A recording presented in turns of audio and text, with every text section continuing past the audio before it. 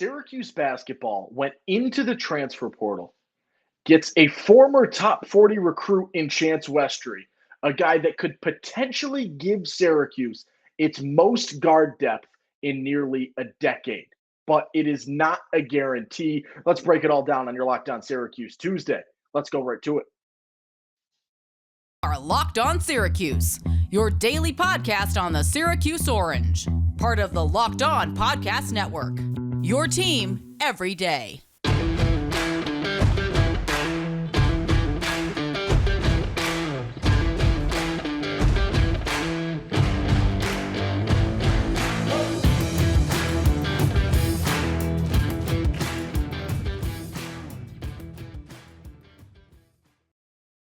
Good morning, happy Tuesday, and a big Tuesday episode following some massive news for Syracuse basketball. Owen Valentine here on your Locked On Syracuse Tuesday. Thank you so much for making Locked On Syracuse your first listen today and every day. Part of the Locked On Podcast Network. We're free and available wherever you get your podcasts. Chance Westry, he had Syracuse, and just about a year ago, a little more than a year ago, as part of the 2022 recruiting class, was a big focus of Syracuse's recruiting efforts, goes to Auburn, has a year where he battled with an injury, and then the rest of the year was recovering from injury, enters the portal. Syracuse's name pops up a second time, and this time was the magic time for Syracuse. Chance Westry, a former top 40 player in the class of 2022, makes his way to Syracuse with 4 years of eligibility left.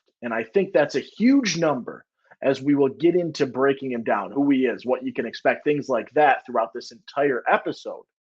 But one of the biggest factors that I think will go a long way for Syracuse is right now their 2023 class has one name, and it's a massive question mark in William Patterson, who seems like, at 7'2", he's got the height, but a longer-term project. A guy that, maybe you do Jesse Edwards types things where he's year 3, year 4, going to be a contributor for you. Doesn't seem like a day one contributor. That's your only name in the class of 2023. Courtesy of what we believe is going to be a medical redshirt, Chance Westry is basically a freshman coming to Syracuse, joining Patterson in the 2023 class. He'll have 4 years of eligibility in Central New York and the potential to make a massive, massive impact on Syracuse's guard rotation. Now, Chance Westry, as I mentioned, is a question mark. I will say that.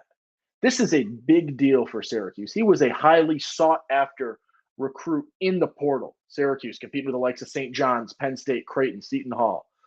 Teams that, are not necessarily the cream of the crop in basketball right now, but that next sort of tier of teams Syracuse competing with for Westry for this one. And I will throw in there, Auburn wanted him back. So this is not a guy that they wanted to leave and a guy that you're happy to see go, a guy that they wanted back. But he is a question mark. He played limited games this year. I believe it was 11 games, averaged just over 2 points per game in 9 minutes of contest. Now, you need to take that with a grain of salt. He was battling through injury. The knee was bothering him. He was playing through the pain. And finally, the Auburn medical staff, coaching staff, whoever, chipped in and said, hey, let's be smart here. Let's do something to make sure that you can have a college career instead of you forcing it, and it getting worse. So you're gonna expect more, right, than 9 minutes, 2 and change a game, for sure. But how well can he recover from that knee injury? And what is, in terms of jump, right? You still need to see that jump. What is the jump that you can expect to see from him this time around when the knee is, in theory, healthy? That is the question mark surrounding Chance Westry. But this is a big-time get for Syracuse, for Adrian Autry, who seems to be, his presence has been duly noted, him continuing to be on the recruiting trails. Even guys that don't end up committing to Syracuse talking about how important it has been in terms of getting back into the conversation to see Autry at all of these games and at all of these, high school practices and being a presence And this is the long game. This was the hey, so and so, what if neither of us have a prom date? Let's go together. And Syracuse, is it's a terrible example, I guess, but Syracuse was the best friend when when the girl's boyfriend breaks up with him the week of the prom, and now they're going together. And we're going to give it a shot. We're going to see what happens. That is sort of this Chance Westry situation. You were there. You were there early. You were always a friend, and you made the top 10, right? You were a part of it. Goes to Auburn. Things at Auburn don't necessarily work out. Breaks his heart. Breaks her heart. Broken knee. Hurt knee.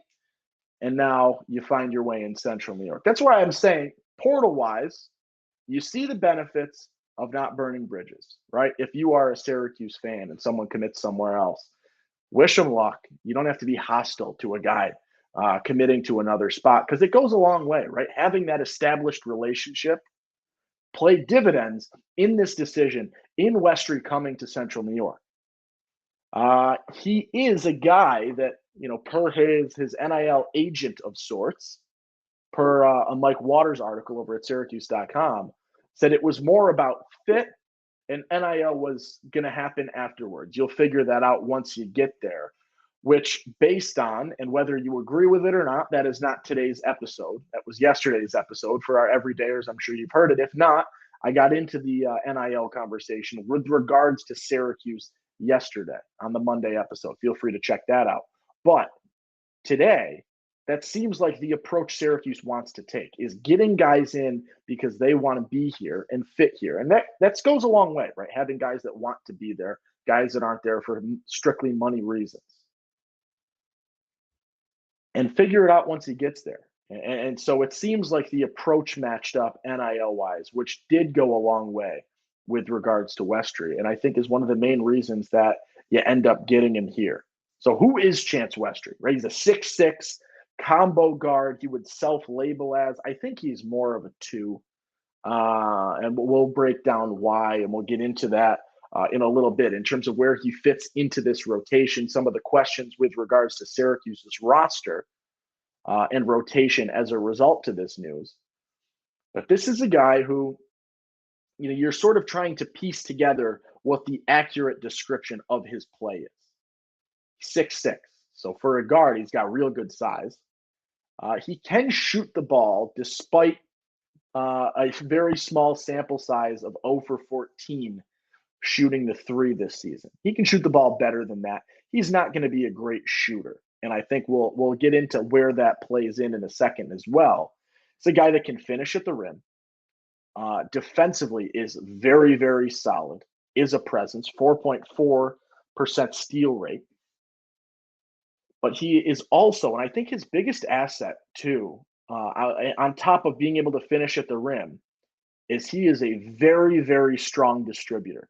Sees the floor really well, passes the ball, sees things, court vision is really, really solid. And I think his decision-making matches up with that a lot of the time, and that he is able to see things and find, some passes and some finishes for other people that you wouldn't normally see. And that is one of the strong points. And if you are ever looking for, I got to give them a shout out because they are absolutely amazing. Insight on guys in the portal, search up, it's at CBB Transfer Portal on YouTube. They do little breakdown videos for pretty much everybody in the portal, and it goes through their highlights with some advanced stats, some strengths, some weaknesses, some tendencies, things like that. And the breakdown of Westry was talking about his ability to score at the rim. The highest percentage of his field goal attempts were at the rim and finishing through contact and being able to score in traffic at a decent clip. He shot 62% inside and finishing at the rim and close to the basket, which is probably the biggest strength. And then the second most points came from, I think it was a left elbow jumper was the analysis in that video. But the talks in terms of positives were that assist rate, 19% assist rate is the nod there. He sees the court well. He passes the ball well. And the steal rate, 4.5% steal rate, very solid defensively. And I think one of the biggest things is going to be he is with his height, with his speed, with his mobility, and the added length.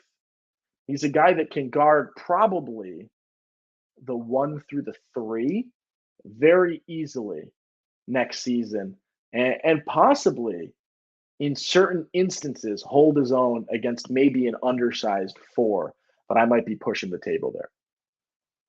It's a big time addition with a lot of potential, but there are a lot of question marks with regards to Chance Westry. We talked about it. We will talk about it. How do you recover from the knee injury? What kind of jump do you make whilst healthy? And what was lost, if anything, in the year off or the 6 months off, courtesy of the knee injury? Another question mark has to do with his position because he says he's a combo guard. He's a 6'6" guy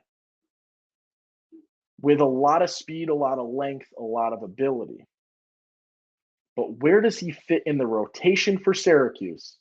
And where do we foresee him slotting in the most minutes next season? We'll take a quick break. We'll talk about FanDuel, and we'll break that down on the other side. Grand slams, no-hitters, and double plays. They're all back, and there's no better place to get in the MLB action than FanDuel Sportsbook. That's because right now new customers can step to the plate with a no-sweat first bet up to $1,000. Just go to FanDuel.com/lockedon, sign up, place your first bet, and get up to $1,000 back in bonus bets if you don't win.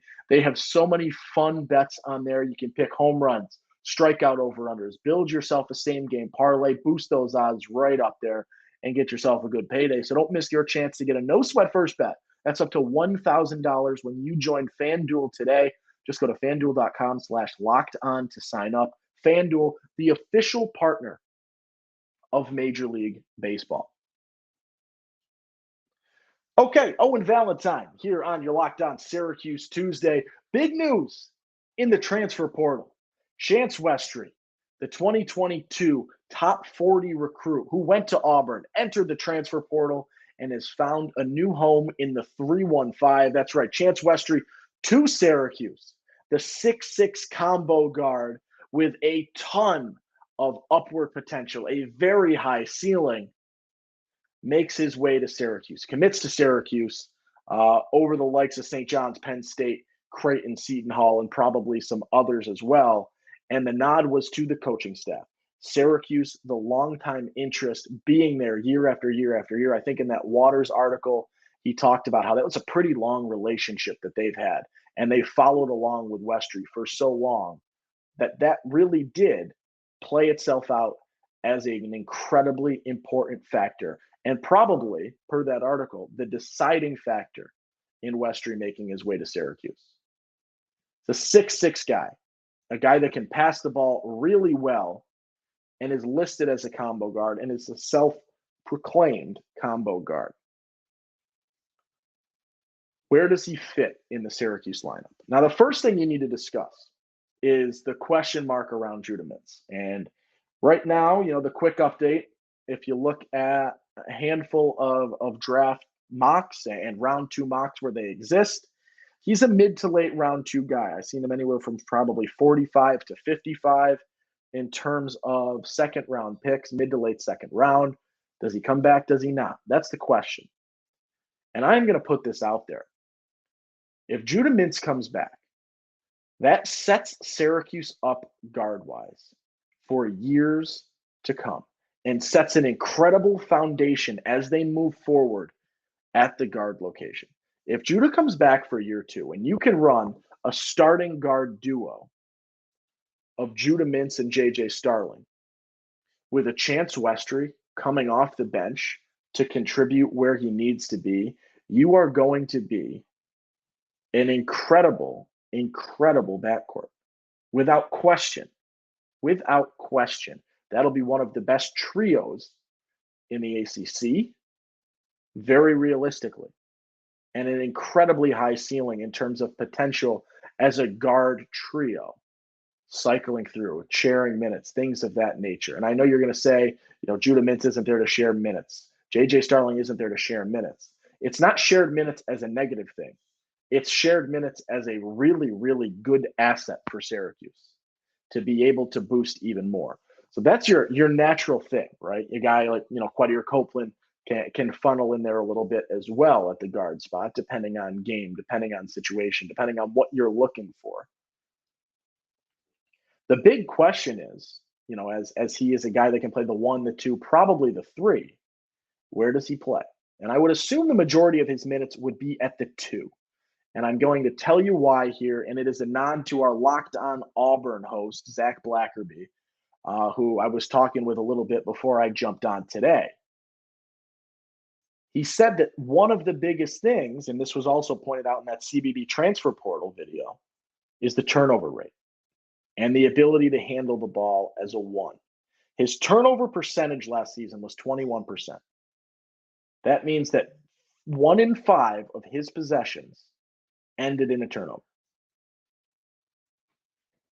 That says a lot. That's not good, right? That's bad in terms of dribbling in that capacity. And that was one of Blackerby's points, was the ball handling was a little bit of a question mark. And the question is not, can he play at that level? Can he finish at the rim? Can he shoot a mid-range? Is the 3 ball actually okay? The question is, can he handle the ball? And I think when you look at 2 guys, you're going to at least have one of them, and possibly, I'd say a good chance, at having a second one in Starling and Mintz that are going to be your 1. And there are going to be incredibly rare instances where neither of them are on the court. And I think you have your 1 established pretty effectively. So Westry would succeed the most at the 2, seems like the natural spot for him to play. Can get to the rim, can distribute when he needs to, moves really well off the ball, can get out and run, things of that nature. It's going to help that play style that Autry is trying to run, and the speed of play, the pace of play, the defense switching to man, being a little bit more in your face, things like that. He is a huge contributor. And I think he can defend another teams too with the best of them, with that speed, with that mobility, with the agility, especially with a healthy knee. He can clamp you when he needs to. The 2 seems like the best fit. And here's the take that maybe could surprise people, I guess, the most, is I don't think the second most minutes come at the 1 spot. I think his second most minutes will come at the 3 because of his height, his size, his ability to defend. I think you could see a 3-guard lineup with ease where you've got a Judah, a JJ, and a Westry on the court at the same time. Now, talk about a trio of guards that can finish at the rim. Your biggest issue, and where he might take a hit in terms of minutes, is Westry is the 3rd of those guards, and I don't think anybody is there to question that at this point in time. Does he have a ceiling that can compare to levels where Judah and Starling are? Possibly. Not set in stone by any means, but possibly in terms of high school ranking, in terms of projection, things of that nature. But he is the number 3 of those 3 guards. And none of those 3 guards shoot the 3 at a great number. And Quadir Copeland doesn't hit the 3 at a great number. So where his minutes might take the most hit is in the fact that Syracuse is going to need 3-point shooters. And their 3-point shooters are Chris Bell, Benny Williams, 39% from 3 last year, can shoot the 3, has shown he can shoot the 3, finished the season incredibly hot from 3. And Justin Taylor is your 3rd. You don't have a Joe Girard, who is a 3-point threat and who is being locked down around the arc, surrounding anywhere he could shoot the ball from with that extended range that we all know damn well he'll pull the trigger from. You don't have that 3-point threat. So being able to finish at the rim is a huge asset, and they all have that ability. But you are going to need to find minutes for your 3-point shooters. And that is where his minutes could take a bit of a hit in year 1. In year 2, you're going to assume Judah is out the door, right? Gone. See ya. Bye-bye. That's where the Westry minutes can pick back up. And that's why I talked about this is establishing the guard room for years to come. You bring in Chapa. You bring in Elijah Moore, who is, I think, if at the top 80 right now as a 4-star in the 2024 class. And now you are starting to establish, what you had in the late 2010s or the early 2010s, late 2000s, where you had, guards coming in year after year after year and really solid guards.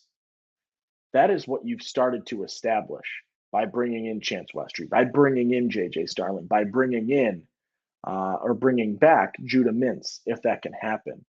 And then Elijah Moore coming in the following year after this has happened. This is a really, really good guard room. And I think, unfortunately, Quadir Copeland might find himself as the odd man out right now, given the presumed healthy jump that you could get out of Chance Westry. We'll see what happens with Quadir Copeland, because he is a guy that is very much good enough to play at a D1 level, and that's not the question here. But his minutes continue to take hits as Syracuse brings guards in the portal. And we'll wrap up today by sort of setting the scene. Syracuse has done an incredible job bringing guards in this offseason, especially given that you don't have a guard in the 2023 class. Syracuse has done a tremendous job bringing guards in with high ceiling, ability to finish, things of that nature. Defensive guys with speed, guys that can get out and run, right? The defense leading to the offense with transition buckets. That seems like what the identity wants to be next season in Red Autry's first year at the helm of Syracuse basketball. Your forwards have that potential. Your forwards have shown it. You're looking for your forwards to make that year 2 jump, which is, as many people point out, our guy Shields on Hoops always talks about it, the year 1 to year 2 jump is the biggest jump you typically see in a player's development. And that is what you're looking for out of Justin Taylor, out of Chris Bell. Confidence, a little bit more in terms of the non-scoring things, shooting the ball a little bit better, dribbling the ball a little bit better, rebounding, defending, things like that. You want to see jumps. But what you need to do right now with your Syracuse, because your guard room, your forward room, not bad at all. You need to go out and get a center. You need to go out and get a center now, because that is what can put you into a position to compete and to make the jumps that you want to make right now as a program.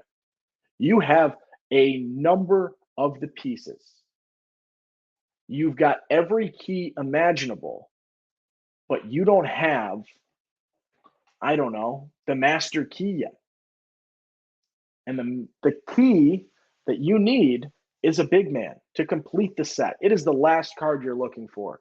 It is the fourth ace you need. It is the final spade in a flush draw, whatever you want to call it.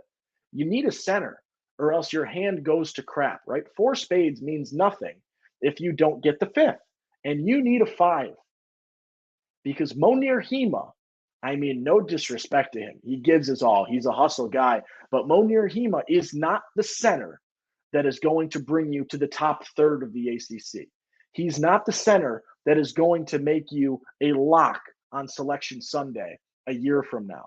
He is not the center that is bringing you to the next level. He is a great backup center. Size, can come in and defend, can score occasionally. You need to go to the portal. And they have gone to the portal.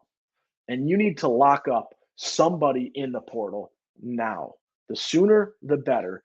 Get them in, get them to campus, show them what is happening, show them what you want to do, show them the guys that are coming in, the community, the family, whatever, and get them here. We talked about most of them. Abu Usman out of North Texas, a guy with some size, a post-up big, a guy that can rebound and defend with the best of them and can score pretty effectively.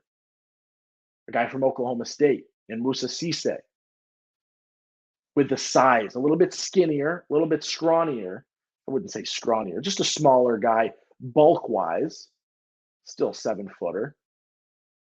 Really, really good defensively. Can score, not really an offensive weapon. You got to go out, you got to get one of those 2 guys or somebody else. I am not going to be the guy that says you need to get Hunter Dickinson. That's not true.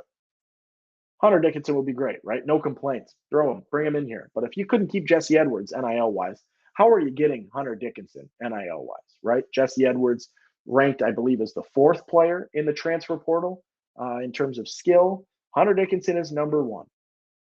You got outbid on the number 4 player. Unless there is a tank of money that hasn't been depleted from Chance Westry, I don't know if you have the funds. I don't think you have the funds to do it. So check out Abu Usman. Check out Musa Cisse. Get one of those guys to Syracuse, because you are, and I genuinely think this, a center away from getting to the next level, from getting to the top third of the ACC, from being back to where you want to be and putting the sail in motion, the ship in motion, the ball is rolling back where you need to be successful as Syracuse basketball. Go get a center, figure it out, and you will have a successful season next year, without question. That is what you've done. And you've done it, and I don't want to sound like a hypocrite today, because yesterday on that episode, I was fired up. I was angry. I am not here to say that my opinions on Syracuse's NIL handlings have changed, because they have not. But this is good news today. This is news that sets you in the right direction. And this is, I think, an incredible nod to Adrian Autry, the coaching staff. Throw McNamara in there, throw Griffin in there, throw Brendan Strawn in there, and their ability to recruit and get transfers without the help of NIL that other schools are benefiting from, without the same help, without the let's go haywire, because right now there is no oversight. As Brent Axe put it, we're on a highway. There's no cops. There's no cop. You can drive as fast as you want in Syracuse. And the NIL conversation is going 30 miles an hour with the blinkers on, with the hazard lights on. Let's get to that next level. But this coaching staff has done an outstanding job of bringing players in without the full bidding war that you are seeing from some other spots. So I will give them that nod. I will say that this is a big ad. In terms of potential, this is not a guarantee. I will say that before I close. This is not a guarantee in Chance Westry, a guy that didn't produce necessarily statistics-wise in 11 games in year one, a guy that was battling injury as rationale for those statistics, a guy coming back from injury that you hope makes the jumps and you hope begins to play once again at the caliber player he was out of high school. The ceiling is high, but unfortunately, the floor is low as well because of the injury and the question marks that surround that. I lean towards this is going to work out. If I am going to predict, I lean towards that this is going to work out. But I would be lying to you if I said that there is not a very plausible reality where this doesn't work and Westry is not able to come back from injury. And that means that's not me making a knock on him. That's not me, thinking badly of him. That is the reality of knee injuries. People who have knee injuries, they get another. They have another knee injury. I got cousins, torn ACLs. They tear the other ACL. A lot of people, torn ACL, tear the other ACL, hurt one knee, gets hurt again. It's a re-injuring thing. It's just the reality of things. How do you come back from injury? Westry strikes me as the athlete, as the motivated player, as the guy that wants to figure this out, be healthy, and be a stud, which I think points us in the right direction as we continue on for this season. All right, that'll do it for this episode. A big day in terms of Syracuse basketball, a big day on your Locked On Syracuse Tuesday. Thank you for making Locked On Syracuse your first listen today and every day. Free and available wherever you get podcasts. I'm Owen Valentine. If you don't subscribe yet, please do. Goes a long way. Subscribe, I believe, right there. There's another video for you probably right around there. Hit that subscribe button. turn the notification bell on, get instantly notified when these videos go live. Thank you so much for tuning in. I'm Owen. Be kind, make someone smile today, and I will catch you tomorrow.